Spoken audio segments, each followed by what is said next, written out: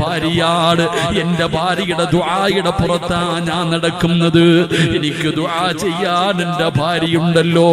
ഒരു ഭർത്താവ് പറയണം, എനിക്കൊന്നും വരില്ല, എനിക്ക് എന്ത് രോഗമാണെങ്കിലും മാറും. കാരണം നിസ്കാരപ്പായിലിരുന്നു കൊണ്ട് നെഞ്ചു പൊട്ടിയിട്ട് കരയാൻ, എനിക്ക് ദുആ ചെയ്യാൻ എന്റെ ഭാര്യയുണ്ടല്ലോ.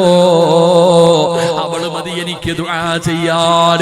ഭാര്യയെ കുറിച്ച് പറയുമ്പോ ഭർത്താവിന് വല്ലാത്ത ഈമാനാകണം പെങ്ങള്.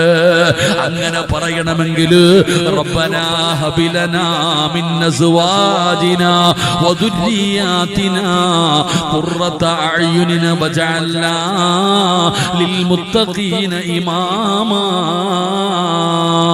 നീ ദുആ ചെയ്യണം, നീ ദുആ ചെയ്യണം. അല്ലാഹുവേ എന്റെ ഭാര്യയെ നന്നാക്കണം, എന്റെ ഭർത്താവിനെ നന്നാക്കണം, എന്റെ മക്കളെ നന്നാക്കണം, എനിക്ക് കണ്ണിന് കുളിർമയുള്ളവരാക്കണം. എന്നിട്ട് പറയണം, അല്ലാ എന്നെ നന്നാക്കണേ, അല്ലാ എന്നെ നന്നാക്കണേ അല്ലാ. ഭാര്യ പറയണം, ഭർത്താവ് പറയണം, എന്നെ നന്നാക്കണം തമ്പുരാനെ. ലിൽ മുത്തഖീന ഇമാമാ, എന്നെ ഇമാമാക്കണമല്ലാ. പള്ളിയിലെ ഇമാമല്ല, എന്റെ ഭാര്യക്കും എന്റെ മക്കൾക്കും മാതൃകയാകുന്ന ഒരു നല്ല മനുഷ്യനാക്കി